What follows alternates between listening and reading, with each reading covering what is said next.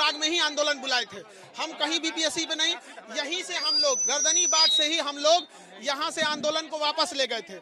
यहाँ से हम लोग जब बिहार पुलिस एनसीएल का रद्द करा दिए तो नॉर्मलाइजेशन भी रद्द करा देंगे। हम लोग बीपीएससी ओरिजिनल वीडियो अपलोड करें जो टीचर के साथ बोला गया था, बीपीएससी ने जो कहा था कि हम विद्यार्थियों से मिलेंगे उसको अपलोड कर दे वहां पर।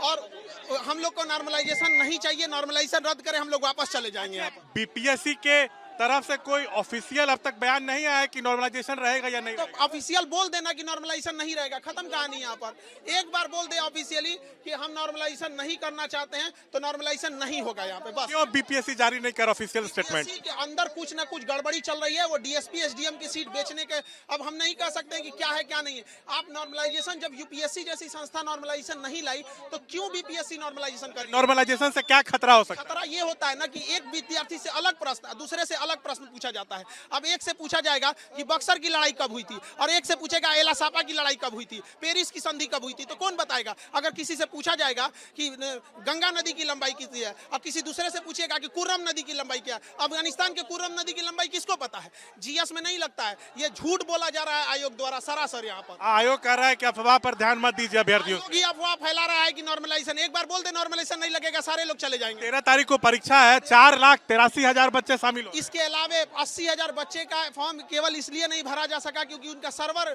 बिजी था। यही बताइए, सर्वर खराब होना किसका कारण है? सर्वर खराब होना कारण है किस चीज का?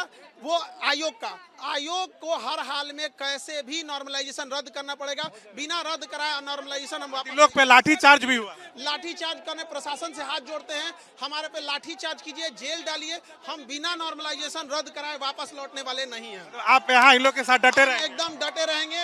ये हमारे सारे क्लास के बच्चे हैं। आप लोग बताइए, क्लास स्टूडेंट हो कि नहीं हो? ये सारे के सारे हमारे क्लास विद्यार्थी हैं। अगर कोई इन्हें उपद्रवी कहेगा, कोई इन्हें दंगाई कहेगा, हमारे क्लास के विद्यार्थियों को कोई अगर असामाजिक बोलेगा तो हमें बर्दाश्त नहीं है। हमारे क्लास के सारे विद्यार्थी हैं, A to Z से पूछिए, आप लोग क्लास के विद्यार्थी है कि नहीं है? हाथ उठाइए, है कि नहीं है? आप देखिए, अच्छा, तर्क ये दिया जा रहा है कि नॉर्मलाइजेशन आता भी है तो पेपर लीक की घटनाएं रुकेंगी। पेपर लीक नहीं हो रहा, इसका मतलब क्या हो जाएगा यहाँ पर कि आप नॉर्मलाइजेशन कर देंगे? आयोग को ईमानदार अफसरों की नियुक्ति करे जो पेपर लीक ना करे।